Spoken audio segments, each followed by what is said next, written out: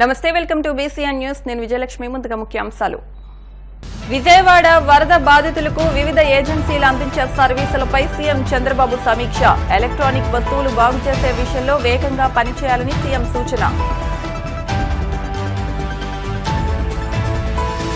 జగన్ 5 ఏళ్ల పాలనే ఏపీకి అతిపెద్ద విపత్తు. వైసీపీ అధినేతపై నిప్పులు చెరిగిన మంత్రి నాదెండ్ల మనోహర్. పులివెందుల మెడికల్ కళాశాలకు కేటాయించిన ఎంబీబీఎస్ సీట్లను ప్రభుత్వం తిరిగి కొనసాగించాలి. అఖిల భారత విద్యార్థి సమైక్య కడప జిల్లా సమితి డిమాండ్. చిత్తూరు జిల్లాలో ఘోర రోడ్డు ప్రమాదం. 8 మంది మృతి, 4 పరిస్థితి విషమం. విజయవాడ కలెక్టర్ కార్యాలయంలో సీఎం చంద్రబాబు వరద బాధితులకు వివిధ ఏజెన్సీలు అందించే సర్వీసులపై సమీక్ష చేశారు. కలెక్టర్ కార్యాలయంలో మంత్రులు, అధికారులు, ఆయా ఏజెన్సీల ప్రతినిధులతో ఆయన సమావేశమై బాధిత ప్రాంత ప్రజలకు వివిధ ప్రైవేటు సంస్థలు అందించే సేవల విషయంలో ప్రోగ్రెస్ ను రివ్యూ చేశారు. వరదలకు దెబ్బతిన్న వాహనాలకు బీమా అందించే విషయంలో క్లెయిమ్ నమోదైన 7 రోజుల్లో కంప్లీట్ చేయాలని సూచించారు. దెబ్బతిన్న ఎలక్ట్రానిక్ వస్తువులకు రిపేర్ చేయించే విషయంలో, కస్టమర్లను చేరుకునే విషయంలో ఆయా కంపెనీలు అలసత్వం ప్రదర్శిస్తున్నాయని సీఎం అసంతృప్తి వ్యక్తం చేశారు. ఇళ్లల్లో దెబ్బతిన్న టీవీలు, ఫ్రిడ్జ్లు, ఇతర ఎలక్ట్రానిక్ వస్తువులు బాగు చేసే విషయంలో వేగంగా పనిచేయాలని సీఎం సూచించారు.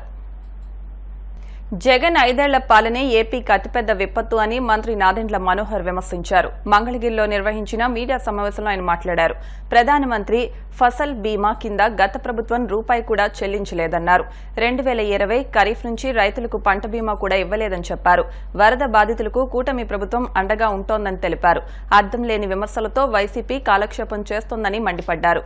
కష్టాల్లో ఉన్న వరద బాధితులను ఆదుకోవాలన్న ఆలోచనే జగన్కు లేదని దుయ్యబట్టారు. పర్యావరణంలోని మార్పుల వలన ఊహించని విధంగా గత 100 సంవత్సరాల్లో కూడా ఇటువంటి వర్షపాతం నమోదు కాని ప్రాంతాల్లో కూడా ఆశ్చర్యపోయే విధంగా విపత్తులు మనం చూస్తూ వచ్చాం.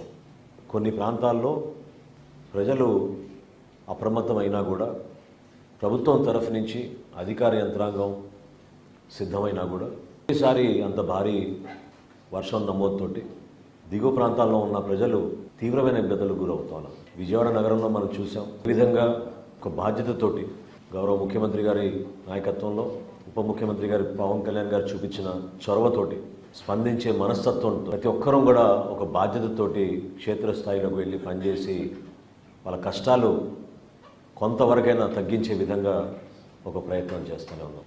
ఈ తరుణంలో జగన్మోహన్ రెడ్డి గారు వింతగా ఒక రాజకీయ నాయకుడు చేయాల్సిన కార్యక్రమాలకి భిన్నంగా ప్రజలకి అండగా నిలబడాల్సిన సందర్భంలో కేవలం విమర్శలకే గురి చేయడం, రాష్ట్ర ప్రభుత్వం అందిస్తున్న వరద సహాయాన్ని చులకనగా క్షేత్రస్థాయిలో ప్రజానికానికి అందించాల్సిన బాధ్యత వారు కూడా తీసుకుంటే బాగుంటుందనే ఆలోచన లేకుండా మాట్లాడడం చాలా బాధాకరం.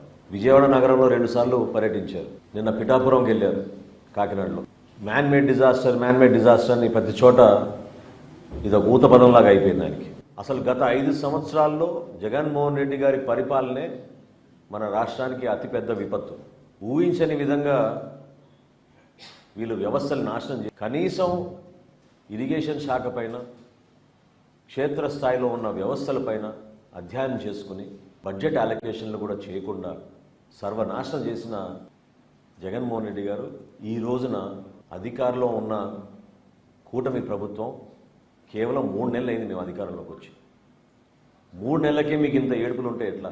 ఇంకా 57 నెలల్లో అసలు మీ ఏడుపు ఏ స్థాయికి వెళ్తుందో మాకు ఆశ్చర్యం కలిగిస్తుంది. అసలు మీలో స్పందించే మనస్తత్వం ఏదని నేను అడుగుతున్నాను. ఏ విధంగా పవన్ కళ్యాణ్ గారు నిలబడి రాష్ట్రంలో ఒక ఆదర్శవంతంగా 400 పంచాయతీలకి ₹1,00,000 విరాళం ఇచ్చి, తెలుగు రాష్ట్రాలకి ₹1,00,00,000 చొప్పున విరాళం అందించి, క్షేత్రస్థాయిలో ఆదుకోవాలని చెప్పి పార్టీ నాయకులందరూ కూడా పిలిపించి, దూర ప్రాంతాల నుంచి కూడా జనసేన పార్టీ నాయకులందరూ కూడా తరలి వచ్చి ఎక్కడైతే ముంపు ప్రాంతాల్లో ఇబ్బంది పడుతున్నారో వాళ్ళకి సహాయ కార్యక్రమాలు అద్భుతంగా చేస్తున్న తరుణంలో జగన్మోహన్ రెడ్డి గారు కానీ వైఎస్ఆర్సీపీ పార్టీ కానీ చేసింది ఏంటని నేను ప్రశ్నిస్తున్నాను. పిఠాపురంకి వెళ్ళారు, కొన్ని ప్రాంతాల్లో పర్యటించి క్షేత్రస్థాయిలో మీకు పూర్తి అవగాహన వచ్చినట్టు ఒక 40-50 కాగితాలు పట్టుకొని ప్రెస్ ముందు మీరు మాట్లాడిన మాటలు ఏ విధంగా ప్రజలకు ఉపయోగపడతాయని నేను ప్రశ్నిస్తున్నాను. ఒక్కసారి మీరు గతంలో పవన్ కళ్యాణ్ గారి నాయకత్వంలో జనసేన పార్టీ 5 సంవత్సరాల్లో ఎప్పుడైనా ఇటువంటి సందర్భాల్లో ఏ విధంగా మేము స్పందించేవాళ్ళం? చాలా స్పష్టంగా పవన్ కళ్యాణ్ గారు ఎప్పుడు కూడా ప్రభుత్వాన్ని విమర్శించకుండా ప్రజలకు ఉపయోగపడే విధంగా 2-3 మంచి సూచనలు చేసి పెద్ద మనసుతోటి మీరు ముందుకొచ్చి ప్రభుత్వం నుంచి ఆదుకోవాలి, కష్టాల్లో ఉన్నారు రైతాంగం, సామాన్య ప్రజలని పదే పదే ఆయన విజ్ఞప్తి చేస్తూ ఉండేవాళ్ళు. ఈ రోజున వాస్తవాలు ఏంటి? పోనీ మీరు అక్కడ పోయి పర్యటించారు, మీ సొంత పేరుతో నిర్మాణం చేసిన ఆ జగనన్న కాలనీ గొల్లపురంలో అక్కడికి పర్యటించారా మీరు? అక్కడున్న వాస్తవ పరిస్థితి తెలుసుకున్నారా? ఏ విధంగా ఆ ప్రాంతం మొత్తం మునిగిపోయిందో మీరు చూసారా? కడప అంబేద్కర్ సర్కిల్లో అఖిల భారత విద్యార్థి సమైక్య ఆధ్వర్యంలో పులివెందుల మెడికల్ కళాశాలకు మెడికల్ కౌన్సిల్ ఆఫ్ ఇండియా ద్వారా కేటాయించిన సీట్లను తిరిగి కొనసాగించాలని డిమాండ్ చేస్తూ ఏఐఎస్ఎఫ్ జిల్లా కార్యదర్శి గుజ్జుల వలరాజు, అధ్యక్షులు శివశంకర్ ధర్నా నిర్వహించారు. ఈ సందర్భంగా వారు మాట్లాడుతూ మరొకసారి రాష్ట్ర ప్రభుత్వం పునరాలోచించి 3వ కౌన్సిలింగ్లోనైనా మెడికల్ సీట్లు పులివెందులకు కేటాయించాలని డిమాండ్ చేశారు. లేని పక్షంలో విద్యార్థులతో కలిసి పెద్ద ఎత్తున ఆందోళన చేస్తామని హెచ్చరించారు. అఖిల భారత విద్యార్థి సమాఖ్య ఆధ్వర్యంలో కడప అంబేద్కర్ సర్కిల్ వద్ద పులివెందుల మెడికల్ కళాశాల సీట్లు ఏవైతే ఇండియా కేటాయించిందో వాటిని తిరిగి కొనసాగించాలని అంబేద్కర్ విగ్రహం వద్ద ఆందోళన చేపడతా ఉన్నాం. ఈ రాష్ట్ర ముఖ్యమంత్రి గౌరవనీయులు పెద్దలు అనుభవజ్ఞులు చంద్రబాబు నాయుడు గారి యొక్క అనుభవం ఈ రాష్ట్రానికి, రాష్ట్ర ప్రజానీకానికి, విద్యార్థులకు ఎంతైనా ఉందనేటువంటి అభిప్రాయంలో ఇవాళ విద్యార్థులు మేమంతా ఉన్నాం. అదేటువంటి అభిప్రాయంలోనే ఇవాళ ఆయన అధికారంలో లేకపోయినా గ్రాడ్యుయేట్ ఎలక్షన్లో ఈ జిల్లా, ఈ ప్రాంత ప్రజలు, విద్యార్థులు, యువకులు ఈ పార్టీకి ఉన్నటువంటి విశ్వసనీయతను ప్రజలు నిరూపించుకున్నారు. దానికి సంబంధించినటువంటి గ్రాడ్యుయేట్ ఎమ్మెల్సీని కూడా గెలిపించుకున్నటువంటి సంగతి తెలిసిందే. కానీ పులివెందులకు ఏ కారణాల రీత్యానో కేటాయించినటువంటి మెడికల్ సీట్లను ఈ ప్రభుత్వం, రాష్ట్ర ప్రభుత్వం మెడికల్ సీట్లను కొనసాగించలేమని చెప్పి మెడికల్ కౌన్సిల్ ఆఫ్ ఇండియాకు చంద్రబాబు నాయుడు గారి ప్రభుత్వం లెటర్ రాసి పంపింది. ఈ జిల్లా విద్యార్థులుగా, పులివెందుల విద్యార్థులుగా, అఖిల భారత విద్యార్థి సమాఖ్యగా ఒక్కటే డిమాండ్ చేస్తూ ఉన్నాం.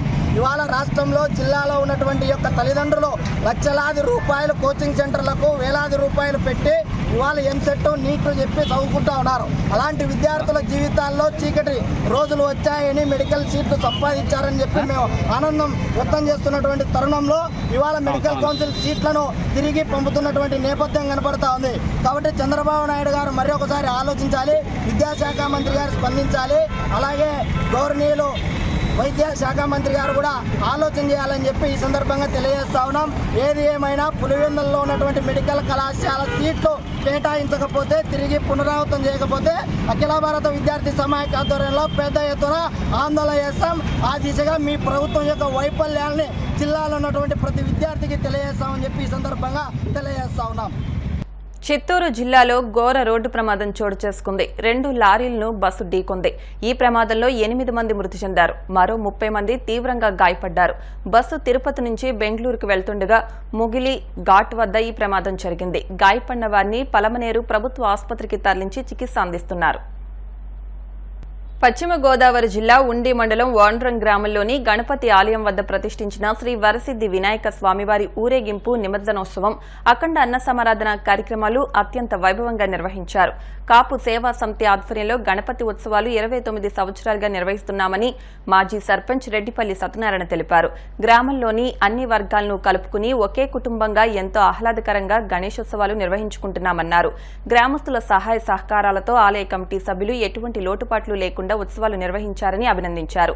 ఆలయ కమిటీ యాలం రామకృష్ణ, కోరాపుటి ఆదినారాయణ, కీళ్ల సత్యనారాయణ, డేగల ఎర్రబాబు, కొటికలపూడి బాలాజీ నేతృత్వంలో ప్రత్యేక పూజలు చేసి ఆలయ ప్రాంగణం నుంచి స్వామివారి ఊరేగింపు కార్యక్రమం అత్యంత భక్తి శ్రద్దలతో నిర్వహించారు. అనంతరం అఖండ అన్న సమారాధన కార్యక్రమం జరిగింది. ఈ కార్యక్రమంలో గ్రామ పెద్దలు, గ్రామస్తులు, భక్తులు పెద్ద ఎత్తున పాల్గొన్నారు.